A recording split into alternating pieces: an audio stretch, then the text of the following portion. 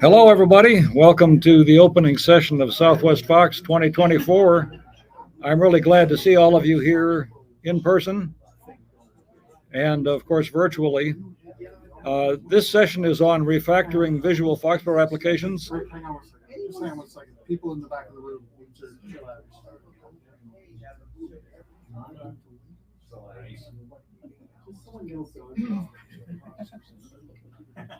Hey, Doug, we're starting.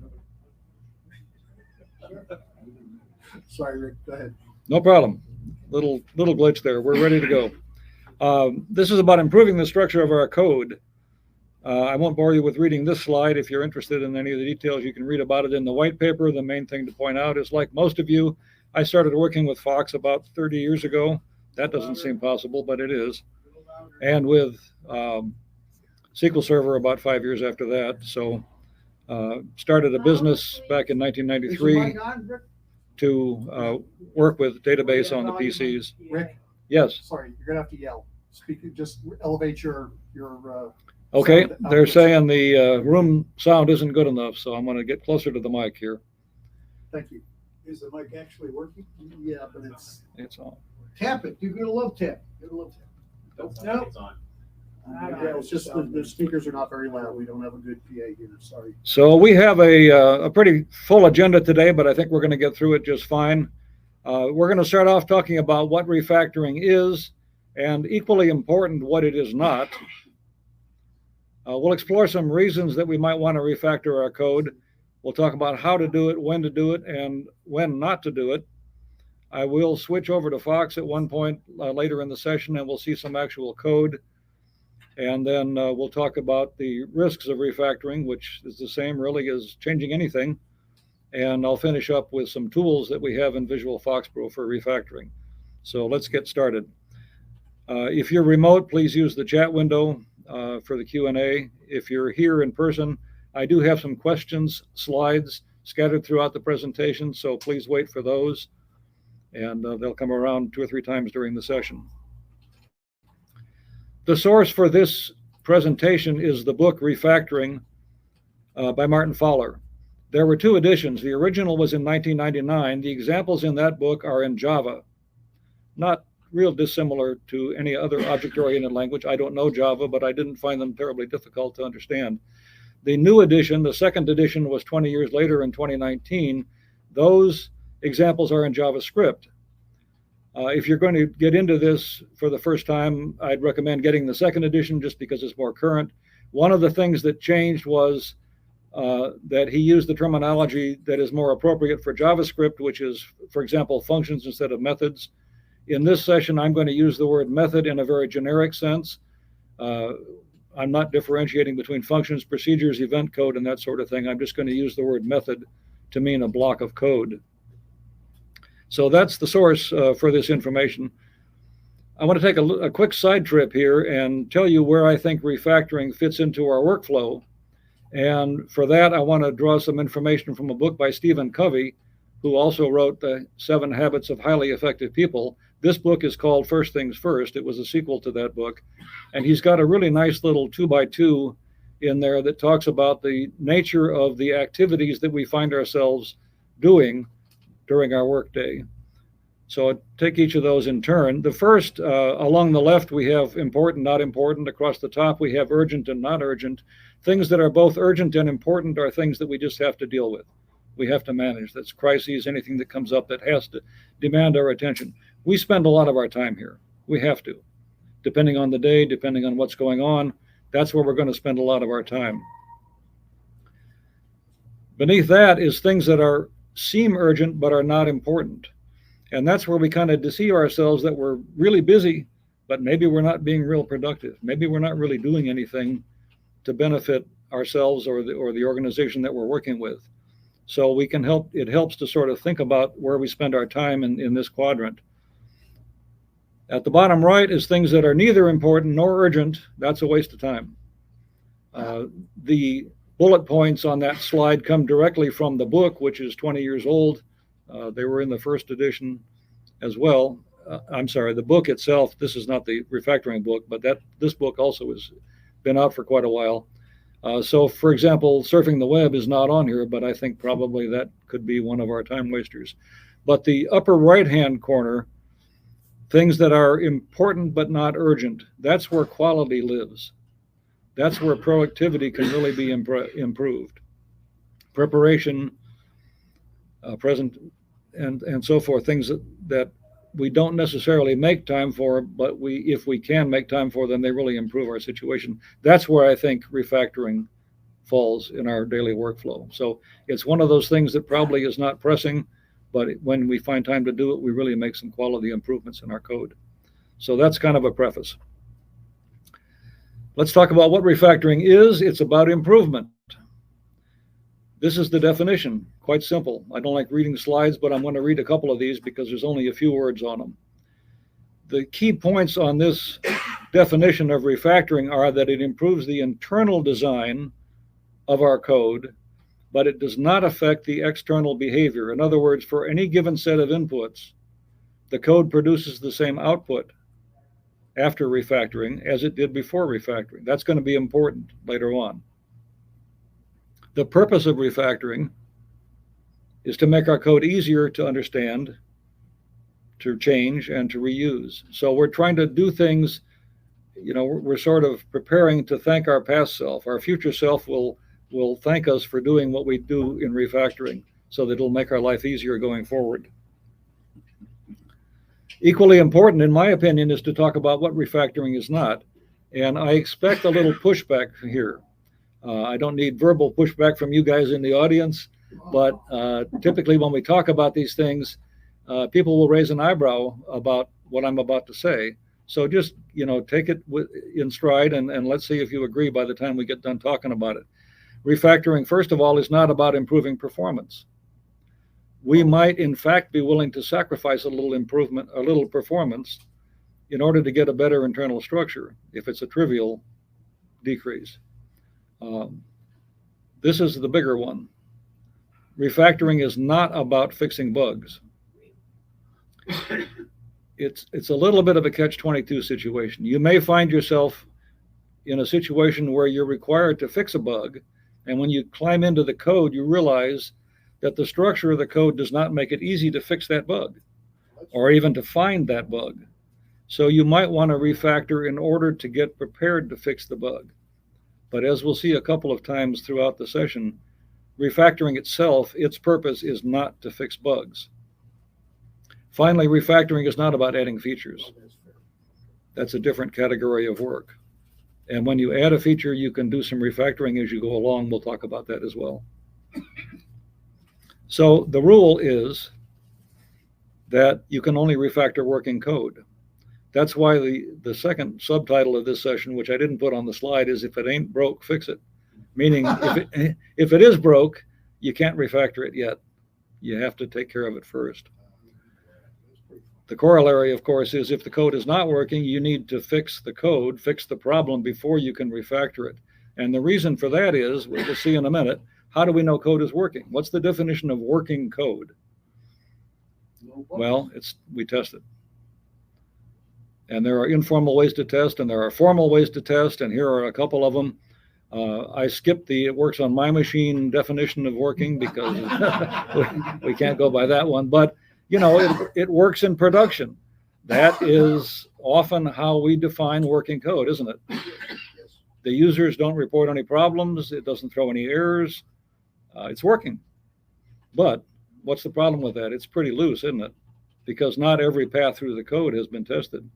And if we change something that hasn't been used ever or in a while, maybe we break something and don't know about it. So that's a pretty loose definition of working code. Obviously, as developers, we test our code as we go along. We might work in an organization with a quality assurance team. That's great if we have one. They can see things from a different perspective. The users also see things from a different perspective than either the developers or the quality assurance team. So if it's possible to test and have the users test without actually being in the production environment, that's a great way of testing. Finally, unit testing is the most formal way. And to the extent possible, unit testing is kind of a prerequisite for refactoring. That's why you can't refactor code that isn't working. It's the unit test or whatever test we're applying that proves that the code is working, so that we can apply the same test after we're done refactoring and show that we get the same results. Unit tests, this session is not about unit tests, but the key elements of a unit test are that they're automated. In other words, you can run it by clicking a button on running some code that performs the test. You can repeat that test, obviously, at a minimum before and after the refactoring, and that it tests code in isolation. You take each little chunk of code and you test it all by itself, and you refactor it, and then you test it again and make sure that it works. In our development environment as database developers, we're working with data all the time. So what do you do when it comes to unit tests that deal with data? Well, functions, you're testing the same output, procedures, the same result, user interface looks and works the same. That's pretty obvious. But I want to suggest that with data, one way to do testing is to make a comparison between the before and after, perhaps of an entire table. I had a situation just like that. I had written an application, had been in production for over 15, 20 years. It had this was in the wholesale produce industry. There was a pretty complicated pricing model. They had hundreds and hundreds of items. The pricing model had grown more complicated over time. I had not done the best design in the world when I started, and therefore the code had gotten a little messy, and yet it was critical, and we could not afford to have any mistakes, and yet it needed to be refactored because the 9th or 10th change they wanted just didn't fit into the existing structure of the code. So what I chose to do, and it seemed to work fine, was to run the original code and produce a table of hundreds and hundreds of unit prices for all these items. Each item had like 10 prices, depending on various factors. I made a snapshot of that data. I then refactored the code and ran the same inputs, snapshot of that table, and then used a comparison tool to make sure the data was the same. That seemed to me to be a pretty good test of the before and after, to make sure I hadn't broken anything by mistake. So data, not possible maybe to write a pure unit test, but certainly possible to test it. Our community has done a great job talking about unit testing. There are a couple of them up on the slide here. First of all, the only tool that I know of that we have is FoxUnit from VFPX. A lot of folks here in our community have written and talked about that tool, including Doug, Eric, and others that are referenced in the section of my paper. Also, again, we talked about being able to test in isolation. A lot of our code has dependencies, data connections, whatever else, that are really not involved in the testing. We might want to stipulate that those are going to work and test only the things that we're interested in. And Christoph has developed a nice framework called FoxMock, which he talked about in 2018, and then again more recently, just this past May. So a lot of resources for us in unit testing. I'll stop here briefly if there are any questions at this point before we go on. Nothing from the online. No questions. Okay, great. We'll keep going. So let's talk about reasons to refactor. This is the why should I do this section of the talk. And here are some possible problems and how they might arise. First of all, the design could be not very good to begin with. That was true in my item pricing case. I didn't think ahead a lot about how many different ways that might change over the next 15, 20 years.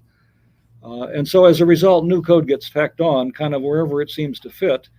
And in the long run, you end up with code that is not in the best possible structure to make additional changes. I like to talk about what I call deadline-driven design. We have DDD and TDD. My DDD is deadline-driven design.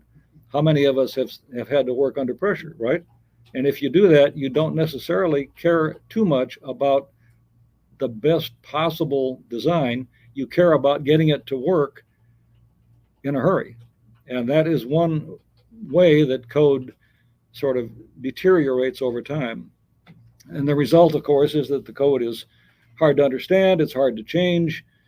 It takes more time to make any changes. It might take a day to make a change that should only take an hour. Maybe it takes a week to make a change that could be otherwise be done in the day. And all of this stuff is what you'd call technical debt. And it accrues over time. It results from the I really should fix that frame of mind, but I'm not going to do it today because I'm under pressure to get this done. And so that accumulates over time. And somebody made this analogy in the last bullet point there, and I kind of liked it, that if you think about financial debt, we pay interest on that debt. So when you talk about technical debt, the extra time that it takes to do anything is the interest that we're paying on that technical debt. So here's our decision tree when we ask ourselves, why should I refactor something? First of all, does it work?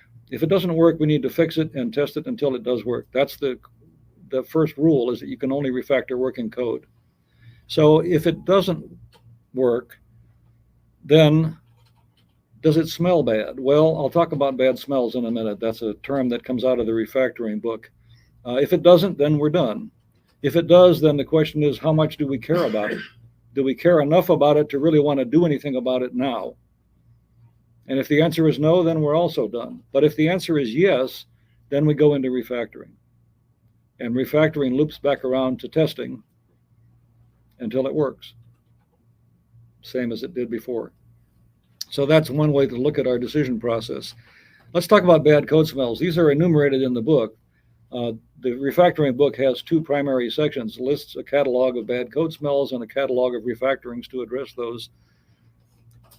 And here are, I cherry-picked a few of them that I'm going to talk about today.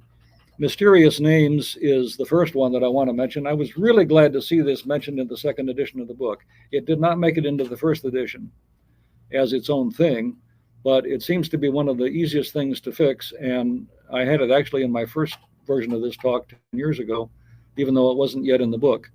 Everything we do in our code has a name, right?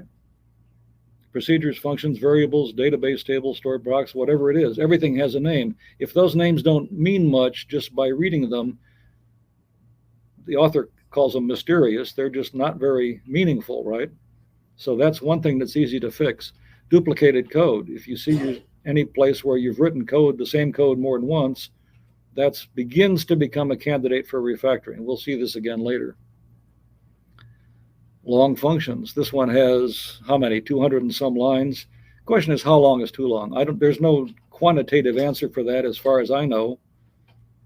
But at some point, a function becomes too long, or a method becomes too long, and then we might decide to break it into smaller pieces, particularly if we're interested in unit testing, because the longer a function or method is, the more difficult it may be to write a unit test for it.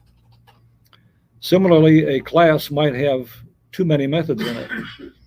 The methods themselves might be long, but maybe the class is starting to lose cohesiveness. Maybe not everything that's in that class belongs in that class. Remember we talked about code getting tacked on?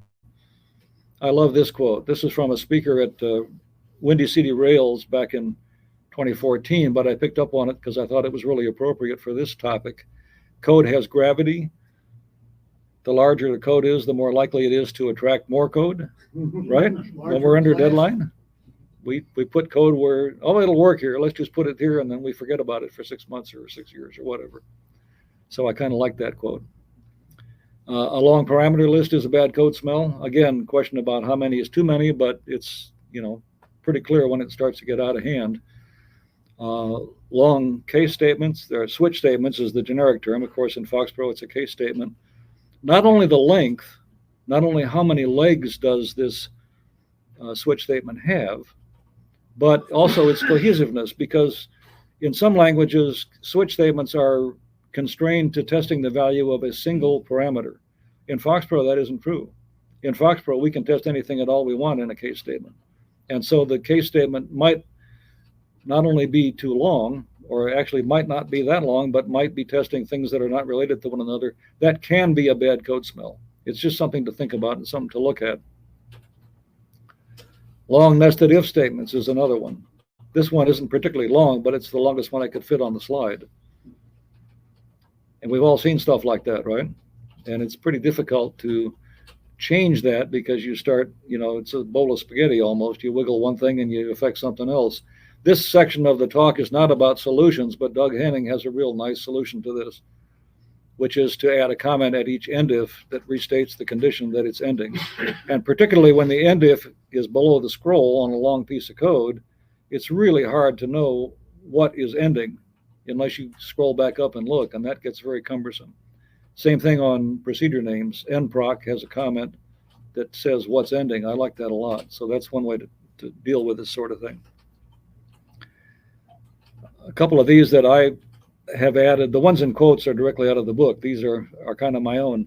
Do you find code that has local memory variables, and then you find out that you're passing those local memory variables as parameters to another function or method in the same class? That can be an indication of a problem. Again, not talking about solutions here, but the obvious one in this case is maybe those variables should be properties on the class. Maybe they shouldn't be locals. These are VFP specific, procedural code. Most of us, I'm going to guess, started with FoxPro DOS, maybe FoxPro Windows, but anyway, before object-oriented FoxPro. So I know I did. And I unconsciously bring a procedural mindset when I'm coding. I'm getting better, but it's still there. And so, especially if we've inherited an application that was written 20 or 30 years ago, we might find a lot of procedural code. So here's an example. Here's this reference to some method or some function called calculate price, but it's not scoped to anything. Where the heck is that? This is a huge app. Where are we going to find that? Well, we search, and we find that there's a little PRG that has that function in it. Well, how does the function on top know that that's where that function is? Well, we search some more, and then we find out that it's down there in the main program. We have a set procedure. How many have seen this kind of stuff? It's really tricky, especially if there are other calculate price methods that are in fact part of a class and are scoped, and you do a search for calculate price, and you're going to find out that they exist in a lot of places, some of which are part of a class and some of which aren't. This is not the best way to structure code.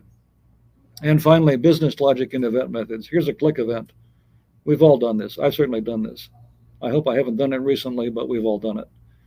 You need something to happen when you click a button, and so you write the code in the click event, and everything works fine until it comes time to do that same thing from somewhere else outside of the form, and then you call the click event on the form. This is awful. This is not good. We've all seen this, right? Maybe we've done this, because the form may not even exist at that time, and if it doesn't, then you've got that hurdle to pass over too. So all of these were bad code smells, and the reason for that section of the presentation today is to help you look at ways to think about areas that could be candidates for refactoring. So now we're going to move on to solutions, how to refactor.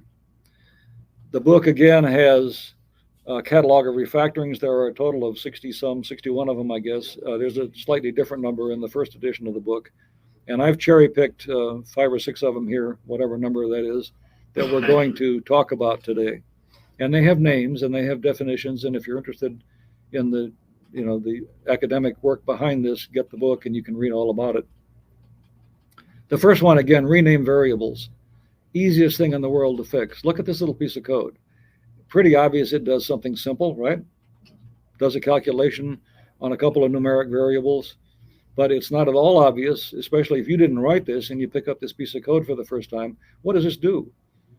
Well, once you figure out what it does, change the variable names. Now it's obvious to you and anybody else reading the code what this does. Similar thing for function names. Total price is okay. It's kind of descriptive about what this function does, but the convention is to use a verb and then follow that with some indication of what the function does. So a better name for this function might be calculate total price. Now it's clear to somebody looking at this, perhaps, what the function is supposed to do. So the guiding principle here, and this is my quote, is that computers only need valid syntax. Anybody ever seen minimized code in minimized JavaScript or anything like that? Computer loves it, works fine. Try to understand that as a developer with variables named A, B, C, and D or whatever, and you can't do it. So as developers, we need understanding. That's why meaningful names are so important. And again, coming out of FoxPro for DOS or any of our older 20, 30-year-old languages, we were stuck with 8-character names, right? Maybe 10 in some cases. So we got in the habit of abbreviating the heck out of stuff. And sometimes those abbreviations weren't very clear to somebody else. They might have been clear to us when we wrote them, but maybe not to everybody else. So without those limits, I would encourage all of us to use meaningful names, even if they're quite long. You know, it doesn't take any more space and it helps understanding. Let's talk about a couple of them in a little bit of detail here. Extract function is one. Extract function is a refactoring that says, take some code that exists in line. So in this slide, if you look at lines 1 and 2, there are a couple of calculations being performed. Well, now maybe what's being done here is also going to be needed elsewhere. And so the extract function says, take the inline code and move it to its own functions. Now, this one is moving it within the same class. That's what this refactoring is. So instead of having an inline function, we have now a call to a function that exists on its own and can be referenced from a different location if necessary. Move function is similar. So this is the same piece of code that we had a minute ago, where we're calling functions on the same class. And we now realize that perhaps that code might be needed from somewhere else, unrelated to this class. So let's say there's an existing class called arithmetic functions. We might decide to move those functions into that class and then change our calling function and call that. So these are very simple, but these are some of the more common, most commonly used refactorings. The extract class refactoring is similar to move functions, but you're actually breaking a class into two. So in the previous example, that arithmetic functions class already existed. We just moved a couple of things into it. In this example, we have one big class. Let's say it's a class that creates an invoice. And when we first started out, we had, for sake of simplicity, two methods. We created the invoice, in other words, whatever data was pulled into a cursor that was necessary to create the invoice, and then we printed it. And when we started out, the only way to print an invoice was to a printer. Well, later on, it became desirable to print that to PDF, maybe so it could get emailed. And so we added a method called print invoice PDF. And then a few years later, everybody was on the web and they wanted to get their invoices in the body of the email. So we wanted to construct it as HTML. So we added yet a third method to that same class that said print invoice to HTML. And then at some point, we might take a step back and realize, well, there are a lot of things that can be printed to a printer or maybe printed to a PDF or maybe constructed as HTML. And so perhaps, and these are decisions that we make as we go along, perhaps these should be in their own class. So we might move them and extract them from the class that they're in and create another class. Let's call it class print, and simply move those methods down there. So that decouples them from the invoice class and with a little bit of work makes them available anywhere else in our application that needs to print in one of those three ways.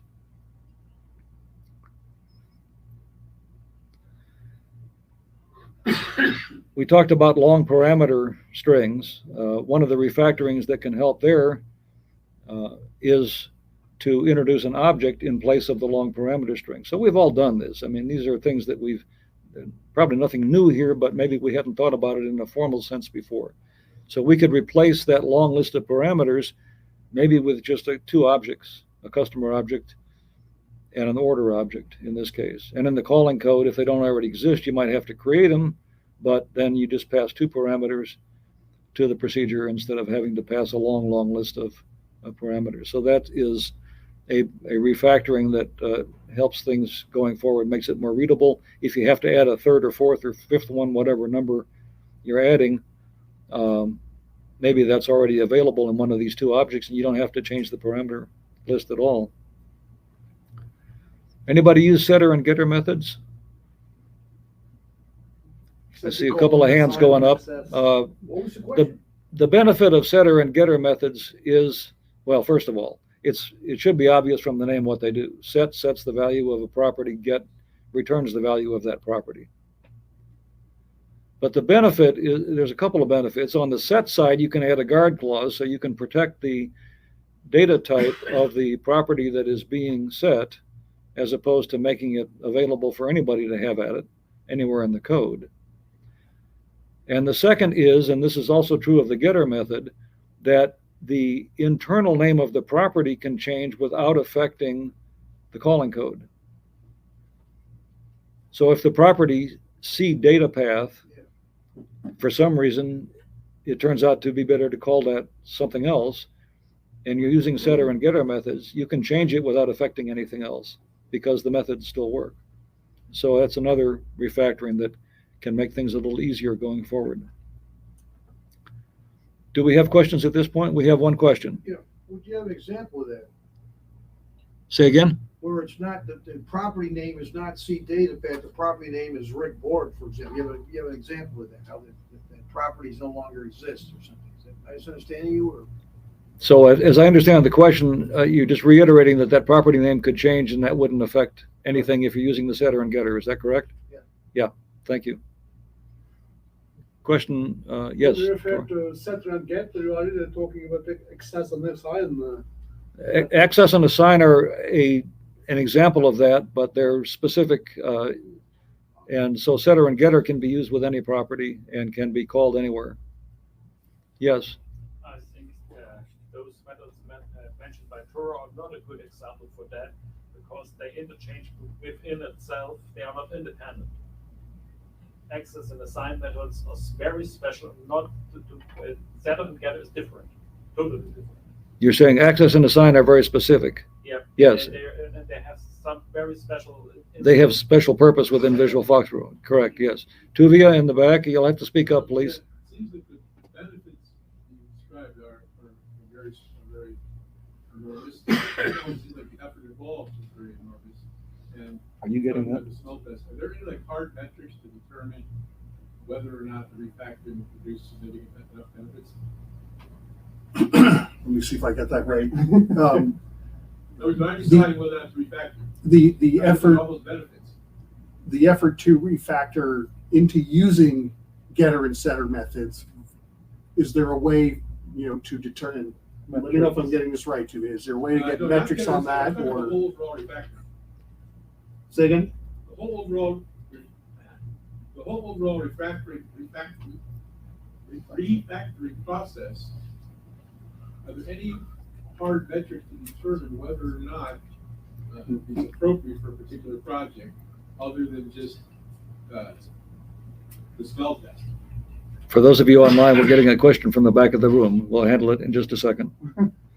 So I think I'll see if I get this right. The question is, are there hard metrics that you can apply to a refactoring decision that are more specific than a bad smell? Perfect. Is that The question, as we understand it, and I'm going to move on here because we don't want to spend too much time, is are there any hard metrics that can help you decide whether or not it's worth the effort to refactor, particularly with respect perhaps to making or adding setter and getter methods? As far as I know, not. I mean, you might be able to construct something, but there again, you're going to spend time doing that, so that factors into the entire decision process. One last question? Would getter and setter methods introduce the break refactoring because it's changed the behavior? You have a new interface? Is that a question or a comment? Yeah, that's a question. That's a question. Okay. So you have it's a new interface, and does it break the idea of refactoring if you change the interface of your method or whatever or your class? okay, I'm not sure I understand that there's a question there. I don't mean to Okay. If you introduce getter and setter methods, is this refactoring? Because it is a different class, different interface. Belongs that to refactoring? That's my question. You're asking whether certain changes are in fact refactorings? Yeah. I think that's a decision that you'd have to look at each case and decide. These are very formal because they're defined and they have, use cases that illustrate when they can be used. I think any change that accomplishes the purpose of refactoring could be considered a refactoring as long as it doesn't change the behavior. That's the core thing, that you don't change the external behavior. However it looked and worked before, it has to look and work the same. All of this is internal. So whether it fits one of these refactorings or not, it would qualify, I think, as a refactoring. Can we move on? I think we've spent enough time on questions here. Were you gonna answer them or? So let me talk about when to refactor. When we're facing technical debt, our temptation probably is to say, I need to fix that. I know I need to fix that, but I'm not going to do it today. So kind of the sweeping it under the rug thing. The book makes a very strong point that it is better to refactor sooner than later. So the short answer to when to refactor is now. That's not always practical, but that's the overriding advice. But he goes on to use this analogy, that when we're coding, we can think about wearing two hats as we're doing this. One of our hats is the coding hat, the other one is the refactoring hat. And suggestion is that we wear both hats as we work, to whatever extent possible. So rather than writing a bunch of code and getting it in production and it works and it's fine, and then coming back to it 6 months later when we have a little time, or maybe when it's necessary to change it or enhance it, rather than waiting until that point to do the refactoring, it's better to refactor sooner. So we wear our coding hat, and as soon as we've written something, and this starts getting back to the test-driven design process, where you write a test before you write any code, right? You write a test, the code that fails, you write the code to make sure it passes the test, and then you go back and refactor. So even in a more general sense, you write some code, you refactor, then you go back and you write the code, you refactor it, you test it again, you recode, refactor. The suggestion is that you think about perhaps working in that model as you go along. That may not always be possible, but certainly in the case where I mentioned that big long item pricing, if I had done some refactoring as I went along, it would have been a lot easier to add that 9th or 10th change rather than having to wait to the very end.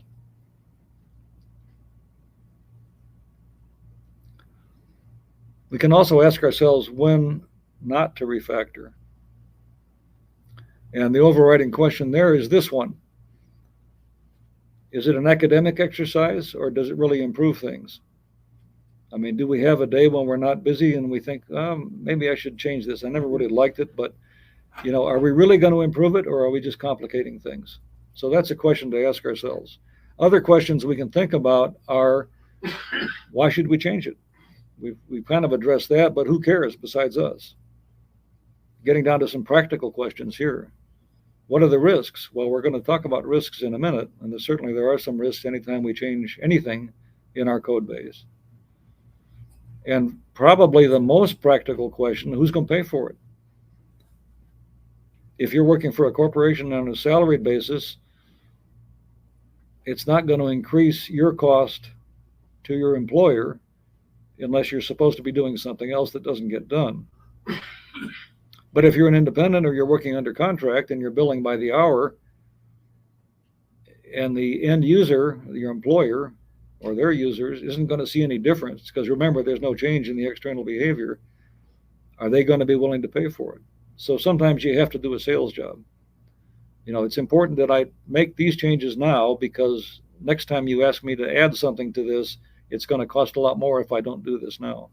So those are some practical questions. I'm not going to pause here. That one actually snuck in there. So let me get to some examples, and then we can get back to questions and answers. So I have two examples here. In the first one, there's a little method. These were cherry-picked from code that I wrote years ago, but hopefully they're generic enough that they make sense to all of you. A method to fetch online orders. So this was our wholesale produce product again, and as time evolved, it started doing electronic interfacing with a variety of different customers, each of whom had their own system, so we had to fetch online orders. The bad code smell developed over time as we added more and more of these, and this was a good place to introduce the rule of 3, which is actually right from the refactoring book, which is the first time you do something, you just do it. Makes sense? The second time you do something similar, you kind of say, wait, I did that before, or did something really similar to before, but you go ahead and do it again anyway. It's the third time you do something that you realize this needs to be refactored. It's like the example we saw earlier with duplicated code. So we'll see this again in a little more detail here. This is again directly out of the book. So the example, the bad code smell in this example is duplicated code, and these are the refactorings that we're going to apply. So I'm going to switch over to FoxPro and hope this goes well. So here's our first case. This is the original code. Need to get my mouse over here. So the company, this was the first company with whom my client had to interface, Alpha Company, Alpha Corporation. And so we added the little code, and somewhere down there, there was a get incoming files method that got the incoming orders, the purchase orders, in whatever interface was appropriate for that company. Might have been FTP, might have been some EDI interface, whatever it was. Well, as time went along, it wasn't too long before we added a second one. And now we had two. Makes sense, right? So now we're starting to see a little bit of duplication because we've got, three statements in each leg of the case that is the same except for the name of the company. And the difference, of course, lies down here. This get incoming files does something different than this one does, but we're talking about the structure that generates all of this or causes it to happen. And then, of course, as you can easily guess, along comes the third one, and now we've got the duplicated code, rule of three, time to start thinking about doing something else here, because there's going to be more of them. I think in the actual application there ended up being 9 or 10 of them. So it was pretty clear I didn't want to keep adding case legs to this case statement. It would have worked, but it was kind of ugly, isn't it? So let's talk about what we could have done.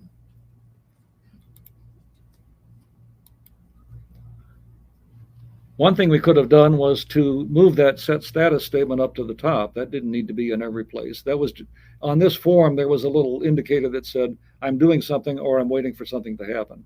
That's what set status was. So we moved that piece of code up. We also didn't need unique names for each of those. We didn't need local object Alpha Corp and Beta Corp and Gamma Corp. We just needed a name, and it could certainly be the same. So we kind of simplified things there. So that was one refactoring. This is kind of step by step as we go along. In the next refactoring, we extracted the case statement to a different method, its own method down here, this guy. So this is now a method on that form all by itself, as opposed to being whatever method it was part of originally. And now we're starting to get a little bit of separation of responsibilities there, a little cleaner code. And at the end, whichever company was instantiated, it calls the get incoming files method and gets those orders according to whatever nature of that corporation, whatever way it gets those files. And the final refactoring in this example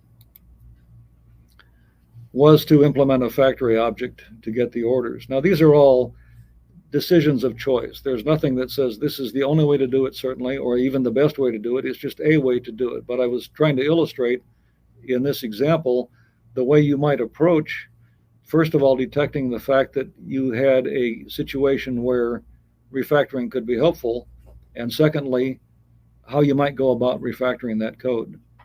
So this kind of begs the question, what does done look like, right? When are you done with this? I think that's up to each of us individually. Unless you're working for somebody who's, micromanaging and says it's got to be this way or that way,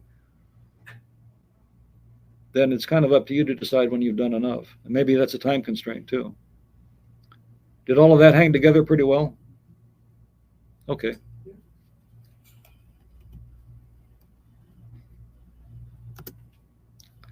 Our second example is similar, but it's a piece of code that does the unit price calculation. And the bad code smell here is going to start with mysterious names that are completely unintelligible. And if you inherited this block of code, you'd be hard pressed. You'd have to spend a lot of time figuring out what it did. And then we're also going to look at what became a long function, and we're going to break it down into pieces using the refactoring shown here. So let's take a look at it.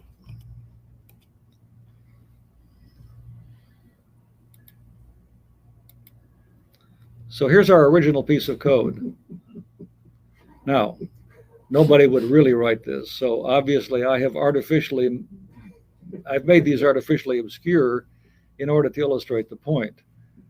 But if you pick this up and use your imagination a little bit, suppose they weren't quite that bad, but suppose they were 2 or 3 characters each, which isn't that uncommon.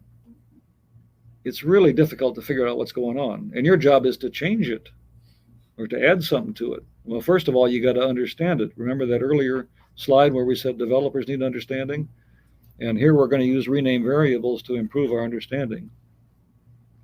So our first refactoring is going to change the variable names of the parameters, just those for starters, where they make some sense. And then down here in this block of code, now we have some meaningful names, and we begin to get a pretty good picture of what's going on in this code. But we're not done. We still have these things to worry about. So let's look at the next refactoring. Now we've changed these guys to meaningful names and changed the code accordingly. So now we have a much clearer picture. If you picked up this piece of code in isolation with no knowledge of what it was part of or any context, you would still, I think, have a pretty good idea of what's going on. That's kind of the point of the rename variables. But we decide we're not quite done yet. We got a couple of more things we can do.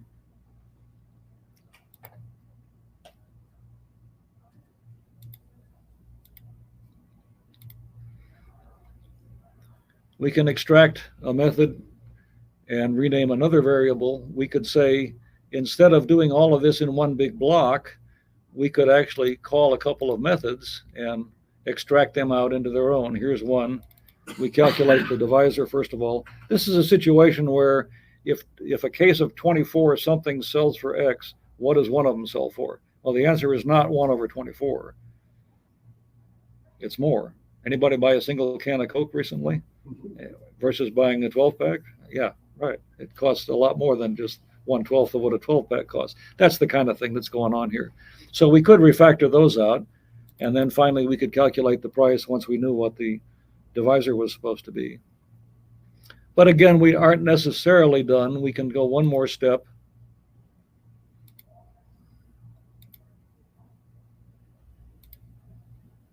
If we wanted to. I think I grabbed the wrong one there. It's a little bit hard to see at the angle that I'm at. You scroll down further. Yeah.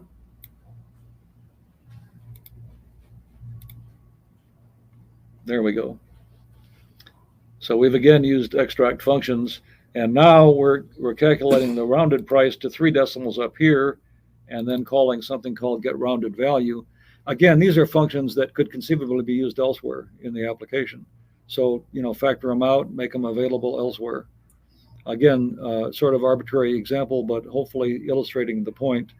And again, in this one, I think the biggest point I wanted to make was the renaming of the variables. Because anytime you find that those really tight, small abbreviations, even if they're not quite as bad as my first example, it really hinders understanding. So that's the 2 examples, actually seeing it in code. You have any questions about those 2? Yeah, Dave? I have a comment. Sometimes if you're in code, and it's like either as part of your purpose is to refactor or you're just trying to fix something and you look at something as what's going on, even if you don't have time to fix it, if you just once you figure it out, add a comment over it, so the next time you come back or somebody else comes in, they have a better understanding and it's easier to change. Dave's comment is that if you're in a piece of code and you have to spend some time figuring out what it does. Even if you don't have time or the ability to refactor it at that moment, you could at least add a comment. And that helps your future self as well as it helps anybody else who might encounter that same piece of code. So now it's clear, or at least more clear, what that does. Did I get that right? Okay, thank you for that. Any others? Yes. Yeah, the problem I often find is that I can't remember all of the use cases with old code. So I will refactor something, it's beautiful, it works great. It works great in 15 of my 20 programs.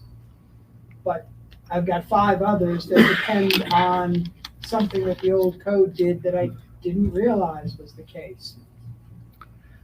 The comment or the question is that you might have a situation where you've got a piece of code that does 20 different things and you only are able to think about or remember perhaps 15 of them.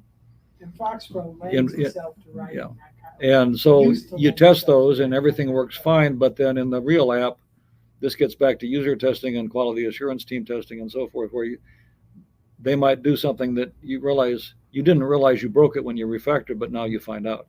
This is a great segue into the next part of the talk, which is exactly this. Thank you for that. So what are the risks of refactoring? It's a risk-reward balance. That's what the slide is hopefully intended to convey here. Refactoring is no different than changing anything else, right? Any change you make risks breaking something. And so the risk obviously is making a mistake, maybe making the big mistake. Ever make a little change that blew everything up in production? Yeah, I've been there, done that, seen that happen. So that's the risk. And of course, what you want to do is to mitigate that risk as much as possible. This is obvious stuff, but this brings us back to testing. It's like anything you change. And the point, I guess, here is that if you don't have unit tests for everything, and you can't necessarily in database apps have a unit test for everything, you at least have to rigorously test as much as possible, even the simplest change, because sometimes those are the most dangerous. I mean, it's perfectly obvious to anybody looking at it that what you changed isn't going to affect anything else anywhere in the app. Oops. Guess what? There was a use case, like you said, somewhere down the line that some user is going to do that you never thought about trying, and it's going to break something. So we're just back to testing. That's the only way to mitigate those risks. We'll finish up by talking about some tools for refactoring. Kind of broke them into categories here, and we'll take them one by one. Some of these are in Fox, some of them are external tools. Some of them you are familiar with, some of them you may have forgotten about, so that was kind of the point of talking about it here. Automated refactoring, we don't have, as far as I know, in Visual FoxPro. Development environments like .NET, I think, have certain tools that can do some automated refactoring, like extracting functions and that kind of stuff. Yeah, a question or comment? Sorry? Did you get that? Yeah, he said that using the robots of the internet now, ChatGPT can help with those sorts of refactorings. They won't actually do it. The comment was you could use ChatGPT to help you with some of those refactorings. Yes, probably so. ChatGPT is pretty awesome. It's not always right, but it's pretty awesome when it is. On the other hand, it's not going to change your code for you, is it? Have you ever tried to feed it a piece of code and tell it to refactor it? Yes. You've done that. Yeah. How good was Yeah, it? explain it. It's shocking, actually. It's getting better all the time. The comment is that it was shockingly good and getting better. So that's interesting. Personally, I'd want to get a very sharp eye on the refactored code before I turned it loose. But yeah, it's interesting. So thank you. It's very good at code that has single letter variables. Yeah. And that's a challenge that we're faced with. And refactoring something like that. So Give you a quick summary. it's good for certain kinds of things, but not necessarily for others. But like you said, it's getting better. Interesting comment. Thank you for that. The other, I'll add another point to using those sorts of tools that we may think are very convenient for us as developers, but if you put something proprietary to your company, to your intellectual property, you're giving it to the world when you use ChatGPT or any of those related tools. So you need to think about, great, it'll come up with names that are better names, but if it's logic or something that's your company's intellectual property, you're giving it away as soon as you do something like that. Because somebody else is going to find it, and having the proper level of paranoia. The comment was to be conscious that anything you put into a tool like ChatGPT you're letting it loose. And if it's proprietary to your company, you may not want that to happen. So just to think about it. Yeah, ChatGPT is pretty awesome. I've used it a couple of times. Anyway, leaving automated refactoring aside, we do have a lot of other tools that can help us refactor in Visual FoxPro. Basic search and replace is probably the biggest one. And of course, Visual FoxPro has its built-in find and replace. It also has code references, which works fine, but there are better tools. There's one called Replace Studio Pro. It used to be called Search and Replace with an ampersand, search and replace. It's great for very, very quickly running through a set of files in a folder structure and looking for a string. It's super fast. It only works on text, though, so for us, it's only going to work on PRGs and header files and that kind of stuff. The other tool that, if you're not using GoFish, go back to your room and think about what you're doing, and then GoFish is code references on steroids. Seriously. I cannot imagine working without GoFish. And I think Jim Nelson has a session on GoFish coming up Saturday morning, so be sure and catch that. So we'll look at those a little bit. I've actually got, I can run this interactively, but maybe we can look at the slides first. Anybody remember lookup reference and lookup definition? Those are built into FoxPro, and they are kind of useful. I'm going to do the slides first, and then we'll go through an example just so we can see this. If you right-click on anything in a piece of code, a name, this is a do something method, and you want to know where it's used, you can click on the find reference item or lookup reference, and it'll bring up the code references tool with a list of everywhere that it found it. You can, from there, click on something, and it'll actually open it in the editor and highlight the thing. So if you want to find out where do something is used, you can do it that way. Let me flip over to Fox again and see if I have the main program. So here it is, and if we right-click and look up reference, I think I clicked the wrong thing, not sure what I did there. I got a very small menu on my screen here. There we go. So we're going to look it up. We get to choose the scope. We search, brings up the code references tool, and we can click on, and there it is. Might have forgotten that that's there, but it's pretty useful. It doesn't replace GoFish. GoFish will certainly do this as well, but it's quick, particularly in a smaller app. Similarly, lookup definition is just the flip side of that. If you want to know where something is defined, you can click on it and choose go to definition. Sorry, I went a little bit too far there. So it's just sort of the same thing, looking at it a different way. I want to know where that thing is defined. So view definition, I get a list of 2 places in this particular project where this is defined. I can click on or go to one of them, and here again we get that. So I brought these to the table only because they're easy to forget about. And they're useful from time to time, if that's what we want to do.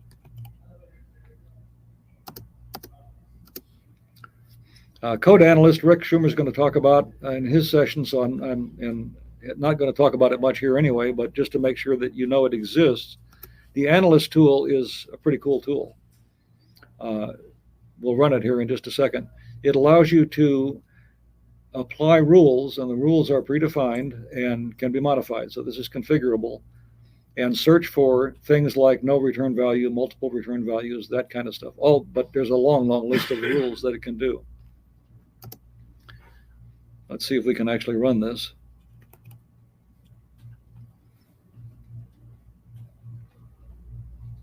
Where's my command window at? Somewhere over here. There we go.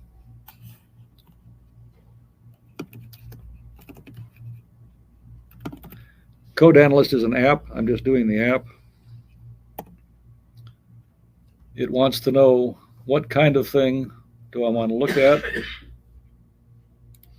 I want to tell it I'm going to look at a project. In this case, I've got a little project called Foo here, and it'll analyze that. We can click on any one of the things in there and get a list of the exceptions that the analyst noted for us.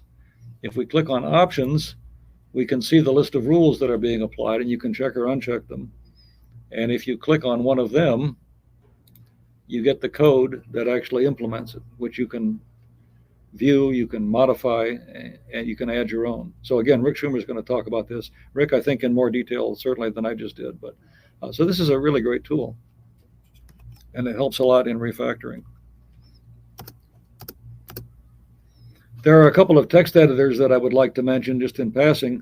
In my own work, I like to have scratch pads off to the side. Certainly you can use the IDE for that, but you don't really necessarily want it cluttering up your IDE in Foxborough. So I use a couple of different code editors. Two that I like in particular are Edit Plus and Notepad++. I'm sure you guys certainly know about the latter one. They're very similar. They both have syntax coloring, community supplied free add-ons for syntax coloring for Visual Foxborough, which just helps readability. But one of the nice things about Edit Plus, although Edit Plus is not a free tool, is that it will apply syntax coloring when you create a new file even before you save it as a PRG. Whereas in others, including Notepad++, which really these days is more my go-to text editor for a lot of reasons, it won't apply the syntax coloring until you save it as a Foxborough file. But other than that, both of them are very handy. And this is a great way to work with refactoring, because in refactoring, you've got a before and after situation, right? And so you might want to check what the code looks like before and compare it to what it looks like after. And one way to do that is to cut and paste a piece of code into a snapshot, if you will, save it from a text editor, then change the code, and then do a second snapshot, and then compare the two. And of course, the granddaddy of all tools for comparison is Beyond Compare. Just like in the case of GoFish, if you're not using Beyond Compare, ask yourself why. It, first of all, is designed to compare folders. It's great for side-to-side copying of any file from one side to another. I use it for backups all the time, Dropbox or whatever, wherever your offsite is. But it also compares text files. And with an add-on created by Frank Perez, it can also compare DBFs, which is super useful in some situations. But in this case, the slide that's up there, I think I actually have, there we go. That's a bigger copy of it. This is comparing from our first example, the original code with the really terrible, mysterious names, to the code where we made that first change. So the nice thing about this is the differences are highlighted with a different color, and each line is lined up with the one that it corresponds to in the other version. So you can also see, did you add a line where you didn't mean to, or did you delete a line that you didn't mean to delete? And even for longer pieces of code, this is a wonderful way of checking that you made the changes that you intended to make. How many are using Beyond Compare? Oh, great. Almost every hand in the room went up. So for you online folks, I hope you're using it as well. A wonderful tool. About Beyond Compare. Does it work with ADO? Does it work with ADO? I think it works with local files and FTP. I don't know of anything else. Does anybody know? You're talking about getting a file from an ADO source? You know, it's this whole DevOps thing, you have a repo and all that. Yeah, I don't know the answer to that. I'm sorry. I would tend to say no, but I don't want to say without checking. Some of us use a better tool. A better tool? Yeah. Would There's you? a company called Araxis. They've been making file comparison tools for many years called Merge. And it not only runs in Windows, but it runs in Mac and used to run in OS2, the late invented IBM operating system. But the Pro version gives you a three-way comparison. So if you need to compare three files at the same time, which sometimes I found that I need to do a three-way comparison. And it has syntax coloring and all of the same sort of folder comparisons, et cetera. So the comment is that there's a tool called Merge from a company called Araxis that can do three-way comparisons. And I assume that's a paid tool, Yes. Richard? Yeah. Okay. Yes. Yeah. And when you're talking about three-way comparisons, that obviously get into that quite a bit when you're talking about using source control. And I should point out that you can configure beyond compare as your merge conflict resolution tool, and it will do a three-way compare with the base of the two changes, and then the editor allows you to merge the changes if you want to do it that way, Nice. which is a nice way to do it. So. Okay. Sorry, there was a question from the audience. It's Yes. Araxis, Araxis. Araxis, Araxis. Got that right? Yep. Okay, good. Your attention, just a quick wrap up. I know we're a little bit early, and we will have a Q&A session afterwards. So I think probably the thing to do is to finish up here and then go to the Q&A. Is that okay? I'm getting nods from the organizers. Thank you. So we'll do that. Just to recap, we went through quite a good agenda or a long agenda today. Hopefully what you got out of it was what refactoring is all about, some idea of when you might want to do it, how to identify places where you conceivably would want to do it, how to do it, what some of the individual refactorings are, and of course, the importance of testing in all of this, and finishing up with some of the tools that we have as Visual FoxPro developers to help us along the way. So please do fill out your evals. We will go into the Q&A session here in just a couple of minutes after we wrap up. And I want to thank you guys for being here today, all of you, and virtually, of course, as well. Sorry we can't see everybody in person, but I'm glad to have everybody here. I'll leave this slide up for just a couple of minutes. If you want to contact me, email is probably the best. I'm getting a signal from Richard here. There is one online question. Yes, thank you. The question is, in Notepad++, which language do you use for a PRG? Did I miss this? The question is, in Notepad++, which add-on, I think is what they mean, do I use for PRGs? It's the FoxPro add-on. I think I may have put the link in the paper. I'm not sure. If I didn't, I will find it and share it. You can also just search for it, which is how I found it. It's just the syntax coloring add-on for Notepad++. By the way, one thing I didn't mention about Notepad++, which I think is really super cool, is that if the machine crashes while you have unsaved files, it saves them. And they come back the next time, even without a crash, even if you just close Notepad++. So if you're working on a scratch pad and you forget to save it, they start out as new 1, new 2, new 3, or whatever. They're still there when it comes back, and that's real nice. The map drive is still there, because I got burned one time where there was a map drive, it wasn't C drive. As long as your map drives remain, they'll always be there. As long as your map drive, the comment is as long as your map drives are there. So that's been helpful, because a lot of us are working on virtual machines these days, and sometimes the virtual machines might reboot themselves overnight, and we might lose something we wished we hadn't lost. So anyway, that's it. Thank you very much, folks. Appreciate you being here.